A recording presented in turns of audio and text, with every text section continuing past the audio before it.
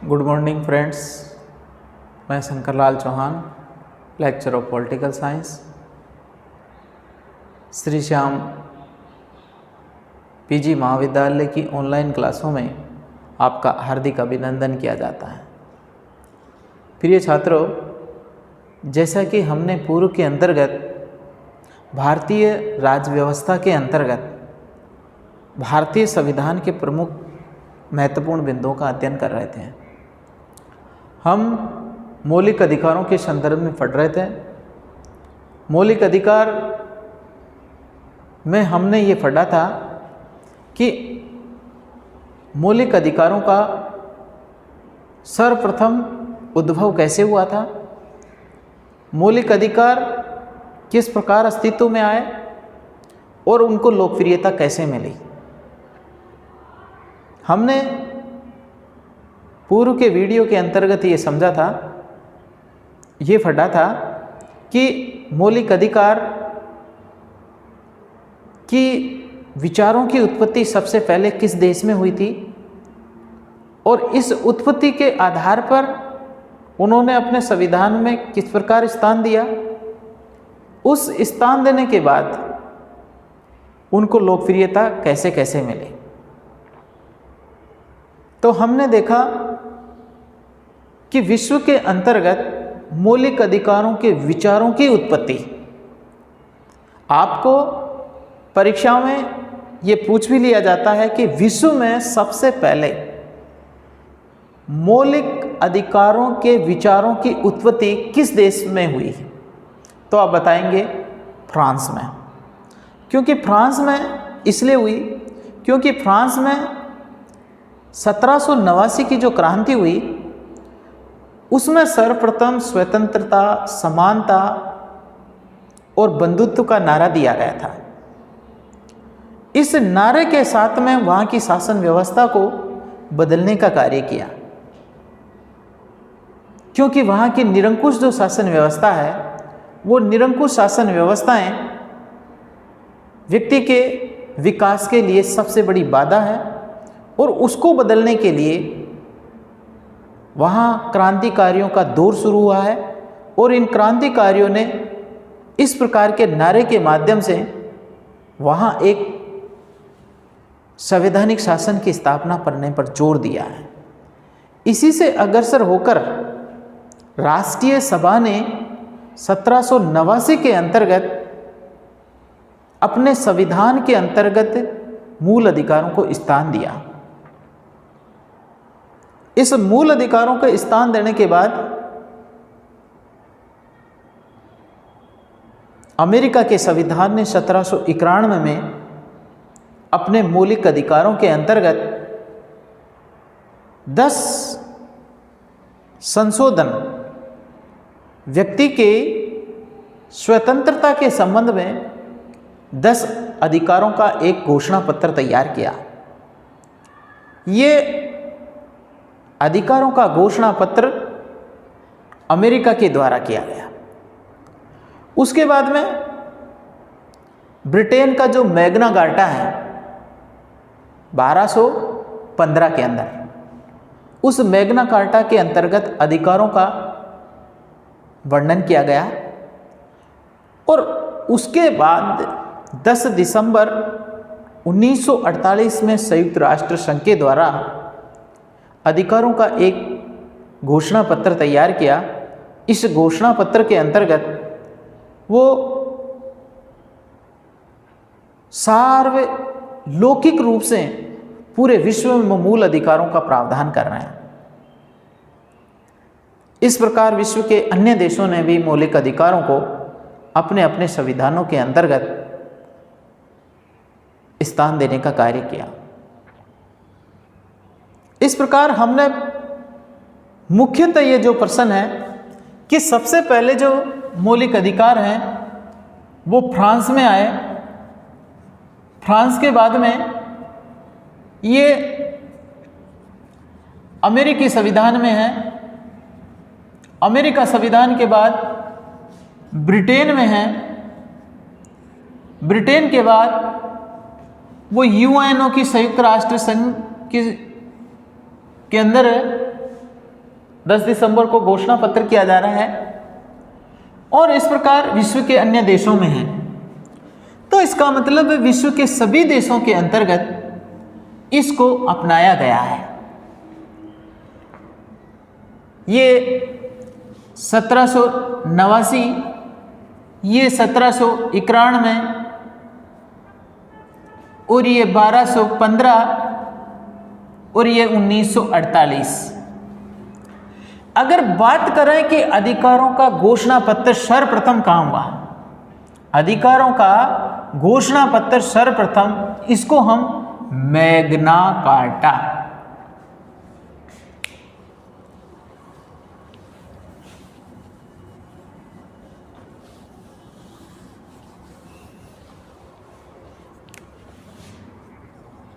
Britain,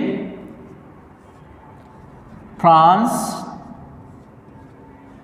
America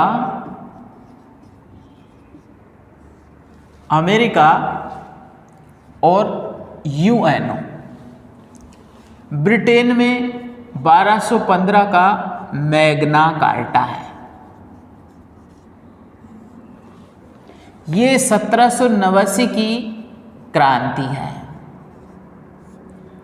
ये 1791 की बात है और ये 10 दिसंबर 1948 के अंतर्गत एक अधिकार पत्र, सार्वलौकिक अधिकार पत्रों का घोषणा पत्र है। अगर प्रश्न ये आए कि मौलिक अधिकारों की शुरुआत में विचारों की जो उत्पत्ति है वो किसने की, लेकिन स्थान नहीं किया गया है, तो यह है ब्रिटेन में। और अगर संवैधानिक दृष्टि से करें, अगर ये एक राजनीतिक मूल्यों के संदर्भ के अंतर्गत, राजनीतिक दृष्टिकोण के अंतर्गत करें, तो इसको हम क्या करेंगे, फ्रांस करेंगे, क्योंकि यहाँ मूल अधिकारों की क्या मानी जाती है, मूल अधिकार की उत्पत्ति मानी जाती है। मूल अधिकार की उत्पत्ति यहाँ पर मानी जाती है। ये अधिकारों का, यहाँ पर अधिकारों का निर्माण हो रहा है, अधिकारों का घोषणा पत्र है ये। और ये अमेरिका ने इसको क्या बनाया है, लोकप्रिय बनाने का कार्य किया है। और यहाँ पर विश्व की अंतर्राष्ट्रीय संस्था के द्वारा यहाँ पर इसको क्या दी है, मान्यता दी गई है। इसलिए ये तो क्या बन गया, मानवाधिकार दिवस के रूप में, मानवाधिकार दिवस के रूप में मनाया गया।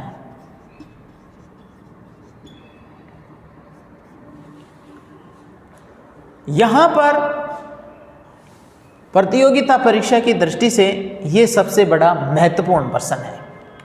अगर हम भारत के संदर्भ में बात करें, भारतीय संविधान के संदर्भ में करें कि भारतीय संविधान के अंतर्गत मौलिक प्रावधानों की स्थिति क्या है और भारतीय संविधान में इनको मौलिक अधिकारों की स्थिति कहाँ से ली गई है और इसकी स्थिति किस प्रकार से शुरू हुई है, तो इसको है कि अमेरिका के संविधान से मौलिक अधिकारों को अपनाया गया है।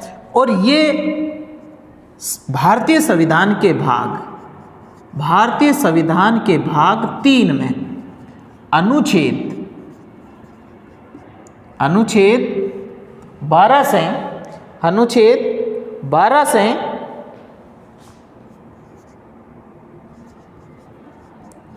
से 35 तक इसका क्या किया गया है, उल्लेख किया गया है। यहाँ पर अगर प्रश्न ये पूछे भारतीय संविधान कहाँ से लिया, अमेरिका से, और भारतीय संविधान में जो भारतीय संविधान के अधिकारों का मैग्ना कार्टा, भारतीय संविधान के भाग 3 को अधिकारों का मैग्ना कार्टा, अधिकारों का मैग्ना कार्टा, इसका संबंध किससे जोड़ा गया है, ब्रिटिश संविधान से जोड़ा गया है। भारतीय संविधान का मैग्ना कार्टा किस भाग को कहा जाता है, तो आप बताएंगे भाग 3 को कहा जाता है।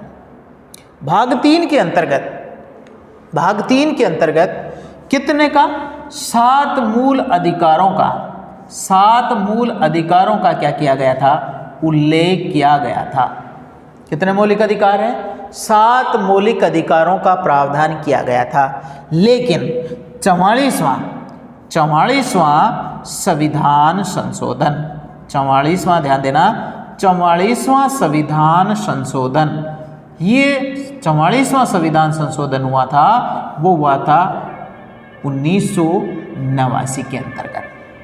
इसमें क्या किया गया था, संपत्ति के मौलिक अधिकार को, संपत्ति के मूल अधिकार को हटा दिया गया है, मूल अधिकार को हटाया गया, संपत्ति के मौलिक अधिकार को हटा दिया गया है। और यहाँ वर्तमान के अंतर्गत, वर्तमान में इस मौलिक अधिकार की जो स्थिति है वो 300 क के अंतर्गत संपत्ति को क्या कर दिया, एक कानूनी अधिकार प्रदान कर दिया गया है, कानूनी अधिकार। तो विशेषकर सभी महत्वपूर्ण परीक्षाओं के अंतर्गत आप इन तथ्यों का विशेष ध्यान रखेंगे। अगर प्रश्न ये आए कि भारतीय संविधान में मौलिक अधिकारों की संख्या थी, तो थी आएगा 7। अगर प्रश्न ये पूछे भारतीय संविधान में मौलिक अधिकारों की संख्या है वर्तमान में, वर्तमान के संदर्भ में पूछे, वर्तमान में तो कितनी होगी, 6। भारतीय संविधान में मौलिक अधिकारों की संख्या 6 है। आपको प्रश्न पूछे 44वां संविधान संशोधन 1989 के अंतर्गत संपत्ति के मौलिक अधिकार को क्या कर दिया गया, हटा दिया गया है। और वर्तमान में 300 क में संपत्ति को कानूनी अधिकार का दर्जा दे दिया गया है। और इस प्रकार भारतीय संविधान में इन मौलिक अधिकारों की स्थिति को क्या किया गया है, स्पष्ट किया गया है। तो देखिए ध्यान में रखना, ये क्रम पूछ लेता है, यहाँ पर क्रम पूछ लेगा, यहाँ पर आपको इस भारतीय संविधान में इसकी स्थिति को उल्लेख कर लेगा। तो ध्यान देना, विशेषकर भारतीय संविधान के अंतर अधिकारों का जो मैग्ना कार्टा है वो भाग 3 को माना गया है। किसको माना गया, 3 को माना गया है। और इसके माध्यम से आप क्या कर सकते हैं, इसको पूरी तरह से, विशेषकर परीक्षा की दृष्टि से, प्रतियोगिता परीक्षा की दृष्टि से ये बड़ा महत्वपूर्ण बिंदु है। अब हम देखेंगे भारतीय संविधान के अंतर्गत जो मौलिक अधिकार हैं उनमें क्या प्रावधान किया गया है।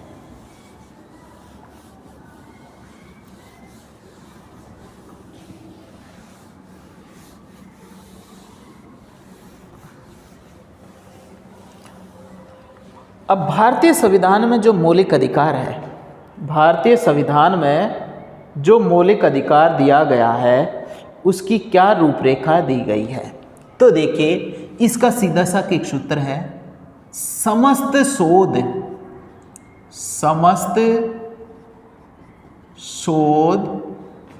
शिक्षा पर, समस्त शोध शिक्षा पर, और बाकी 32 पर। तो हम संक्षिप्त रूप से ये देख लेते हैं कि भारतीय संविधान में ये जो 7 मौलिक अधिकार दे रखे हैं, शुरू के अंतर्गत हमारे को जो 7 मौलिक अधिकार दे रखे हैं और वर्तमान में इसके 6 मौलिक अधिकार हैं, वो 6 मौलिक अधिकार कौन कौन से दे रखे हैं। सबसे पहले बिंदु है समानता का अधिकार। सर्वप्रथम है समानता का अधिकार। ये समानता का अधिकार 2 नंबर पर है स्वतंत्रता का अधिकार। 3 नंबर पर है शोषण के विरुद्ध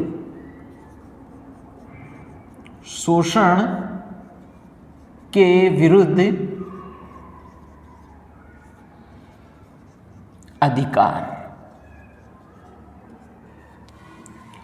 4 नंबर पर है शिक्षा धार्मिक स्वतंत्रता का अधिकार,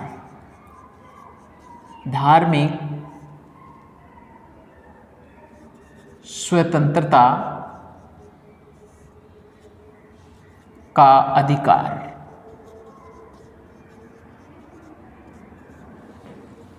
5 नंबर पर है शिक्षा व संस्कृति, शिक्षा व संस्कृति का अधिकार। और 6 नंबर पर है संवैधानिक उपचारों का अधिकार। ये हमारे 6 मौलिक अधिकार हैं वर्तमान में, और हमें अक्सर ये समस्या रहती है कि इन मौलिक अधिकारों को क्रम से कैसे लिखें। तो क्रम से लिखने के लिए हमारे पास में एक सूत्र दे रखा है, और ये सूत्र हमें मौलिक अधिकारों को क्रम से लिखने के लिए क्या करेगा,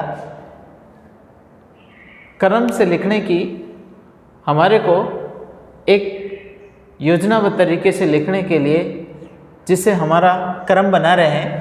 सम का मतलब है समानता का अधिकार, और इस स्वतः का मतलब है स्वतंत्रता का अधिकार, सो का मतलब है शोषण के विरुद्ध अधिकार, और द का मतलब धार्मिक स्वतंत्रता का अधिकार। शिक्षा और संस्कृति का अधिकार 5वें नंबर पर, और ये बाकी का जो 32 है वो अनुच्छेद संवैधानिक उपचारों का अधिकार है। ये हमारे 6 मौलिक अधिकार हैं। इन 6 मौलिक अधिकारों के बाद हमारे पास में एक दूसरी अनुच्छेदों की है कि हम इसके अनुच्छेदों को कैसे याद रखें। तो इसके अनुच्छेदों को याद करने के लिए भी एक सूत्र बनाया गया है, और उस सूत्र में विशेष रूप से ध्यान दें। कैसा सूत्र है वो?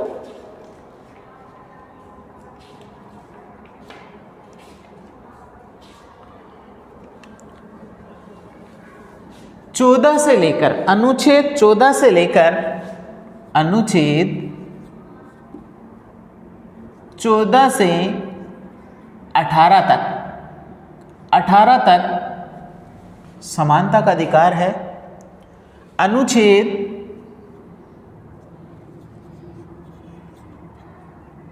19 से 19, 21, 22 तक अनुच्छेद 22 तक स्वतंत्रता का अधिकार है। अनुच्छेद 23 और 24, अनुच्छेद 23 व 24 में शोषण के विरुद्ध अधिकार है, और अनुच्छेद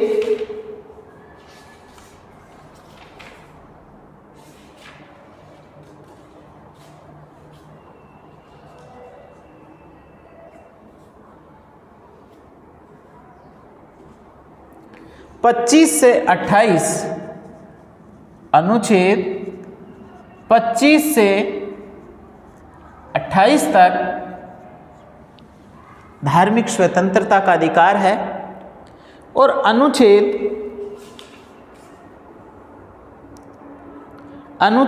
30 में शिक्षा और संस्कृति का अधिकार है, और अनुच्छेद 32 ये संवैधानिक उपचारों का अधिकार है। ये टोटल अनुच्छेदों की बात हो गई। अब अनुच्छेदों को भी हम क्या कर सकते हैं, एक सूत्रबद्ध तरीके से इसको क्या कर सकते हैं, अपनी याददाश्त में डाल सकते हैं। इसके अंतर्गत 14 से लेकर 18 तक, इसका मतलब 4 अनुच्छेदों में है। ये 19, 20, 21, 22 ये 4 अनुच्छेदों में, 23 और 24 ये 2 अनुच्छेदों में। ये 4 अनुच्छेदों में और ये एक अनुच्छेद में। समानता का अधिकार और स्वतंत्रता का अधिकार 14 से लेकर 18 तक। समानता का जो अधिकार है 14 से लेकर 18 तक 4 अनुच्छेदों में है। 19 से 22 तक, 19, 20, 21 और 22 इसके अंतर्गत 4 अनुच्छेद हैं। इसके अंतर्गत स्वतंत्रता का अधिकार है। तो देखिए स्वतंत्रता और समानता, यहाँ पर 4 + 4 + 2 + 4 + 1 + 1, यहाँ पर 2 बराबर बराबर 4, यहाँ पर 1 और यहाँ पर 4। तो आपको 3 बार तो 4 अनुच्छेद, 2 बार 2, 1 2 बार और 1 बार। यहाँ पर विशेष रूप से कौन सा अनुच्छेद? अनुच्छेद 31 कौन सा है? संपत्ति का अधिकार। अनुच्छेद 31 संपत्ति का अधिकार है। इस अधिकार को क्या कर दिया गया है? हटा दिया गया है। ये 31वां है, इसके लिए ध्यान देना 44वां संविधान संशोधन, 44वां संशोधन 1979 के अंतर्गत। आगे बात समझ में? यहां पर बहुत ही महत्वपूर्ण प्रश्न है और इस प्रश्न के अंतर्गत इस बात को स्पष्ट करने के लिए यहां पर हम एक एक बिंदु को क्या करेंगे? स्पष्ट करेंगे। देखिए यहां पर मौलिक अधिकार वर्तमान में अगर थे आ जाए, प्राचीन भारतीय संविधान में मौलिक अधिकार का प्रावधान था तो 7 और वर्तमान में है, तो ये वर्तमान की बात है और ये शुरुआत के अंतर्गत इतने मौलिक अधिकार प्राप्त थे भारतीय संविधान में। तो देखिए हम सबसे पहले समानता के अधिकार की बात करते हैं। अनुच्छेद 14 से लेकर 18 तक 4 अनुच्छेदों के अंतर्गत इसका उल्लेख किया गया है। देखिए 4 कौन कौन से हैं? एक तो है कानून के समक्ष समानता। यहां पर देखिए अनुच्छेद समानता के अंतर्गत कौन कौन से हैं? अनुच्छेद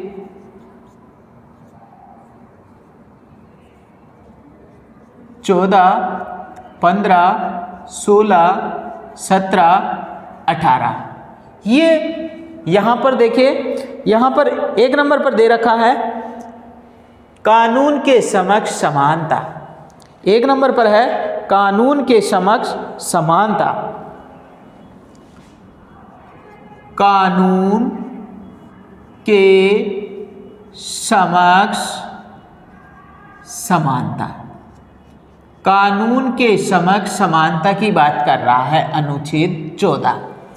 15 है अवसर की समानता।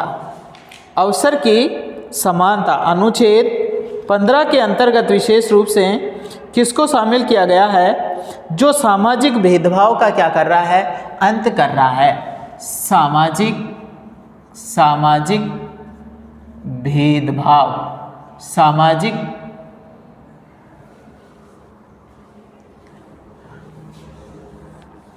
सामाजिक भेदभाव के लिए विशेषकर इसमें किस बात को स्पष्ट किया है? धर्म, नस्ल,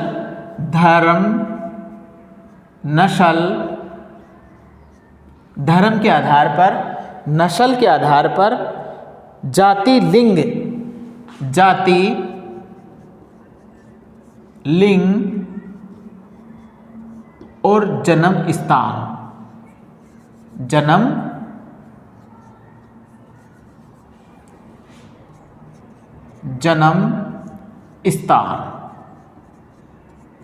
के आधार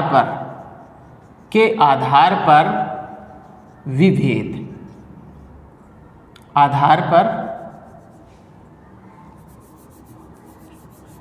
जन्म स्थान के आधार पर भेदभाव को निषेध, आधार पर भेदभाव को, भेदभाव का निषेध।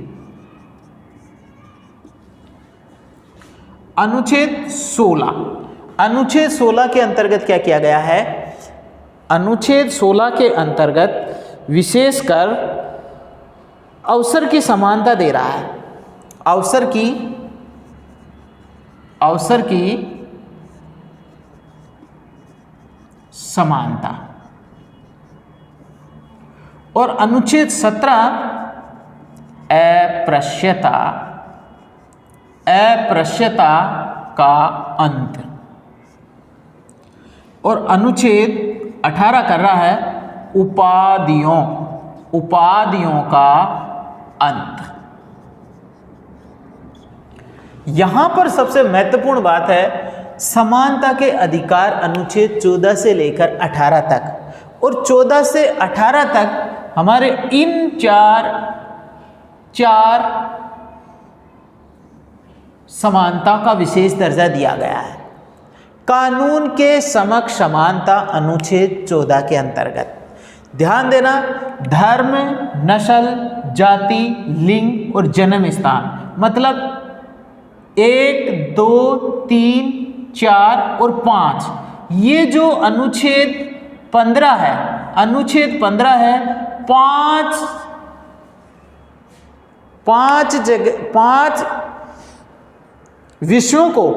विषयों के आधार पर भेदभाव का अंत करता है। 5 विषय कौन कौन से हैं? अनुच्छेद 15 में 5 है, तो 5 विषय कौन से हैं? धर्म है, हिंदू, मुस्लिम, सिख, ईसाई, जैन, बौद्ध, पारसी, इसके आधार पर भेदभाव करना। नस्ल है, जिसके अंतर्गत नक्सलवाद है, वो रंग भेद की नीति के आधार पर, जाति के आधार पर और लिंग के आधार पर, लिंग के आधार पर लैंगिक समानता को, और जन्म स्थान के आधार का मतलब है जो क्षेत्रवाद है उसके आधार पर भेदभाव का क्या करता है? अंत करता है। हम सरसरी दृष्टि से केवल समानता के इन 5 बिंदुओं पर स्पष्ट करते हैं, फिर उसके बाद में हम देखेंगे, एक एक का उल्लेख करेंगे। तो देखिए, सबसे पहले जो कानून के समक्ष समानता है अनुच्छेद 14 में है। अनुच्छेद 15 के अंतर्गत धर्म, नस्ल, जाति, लिंग, जन्म स्थान के आधार पर क्या किया गया है? इसके आधार पर जो भेदभाव किया जाता है उसके निषेध करता है और एक राष्ट्रीय आधार पर सभी व्यक्तियों को समान अवसर देने की बात करता है। 16 के अंतर्गत सरकारी नौकरियों के अंतर्गत जात के आधार पर किसी प्रकार का कोई भी भेद नहीं किया जाएगा। और लोक नियोजन का मतलब होता है, मतलब सरकारी प्रशासन भागीदारी के अंतर्गत किसी प्रकार का भेदभाव नहीं करेगा। और 17 के अंतर्गत अस्पृश्यता का क्या किया गया है? अंत किया गया है। जो सार्वजनिक जगहों पर छुआछूत जैसी जो एक हिंदू समाज की जो सबसे बड़ी क्या है बुराई है, उसको भी हटाने का कानूनी प्रावधान किया है। और 18 के अंतर्गत उपाधियों का क्या किया है? अंत किया गया है।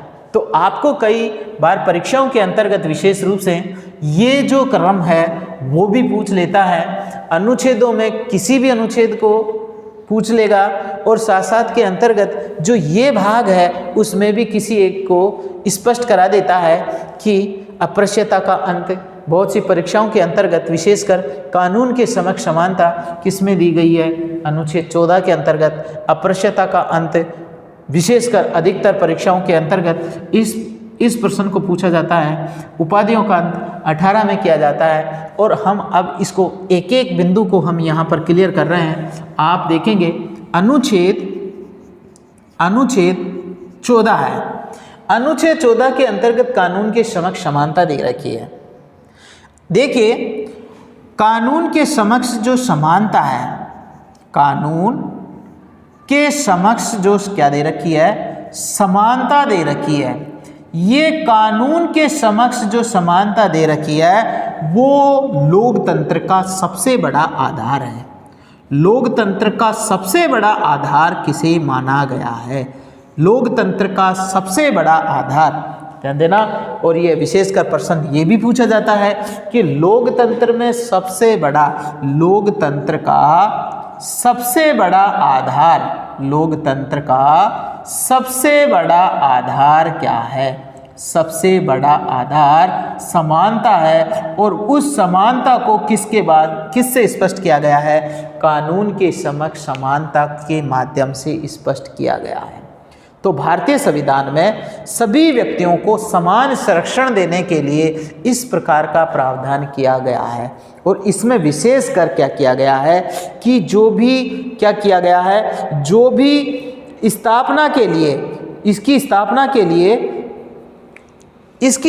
के लिए ये जो देन है, ये देन कहाँ से है? ब्रिटिश संविधान की देन है। ये ब्रिटिश संविधान के द्वारा कानून के समक्ष संविधान का प्रावधान किया गया है। ये कहाँ से लिया गया है? ये शब्द कानून के समक्ष समानता का मतलब कानून के नज़रों में सभी लोग क्या होंगे? समान होंगे।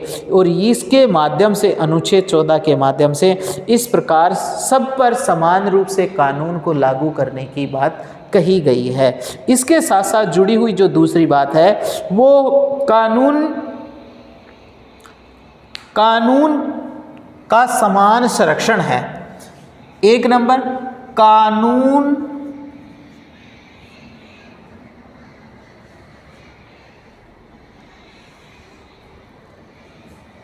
का समान संरक्षण, कानून का समान संरक्षण, ये बातें अनुच्छेद 14 के अंतर्गत एक तो कानून के समक्ष समानता और 2 नंबर पर कानून के समक्ष समान संरक्षण। ये ब्रिटिश संविधान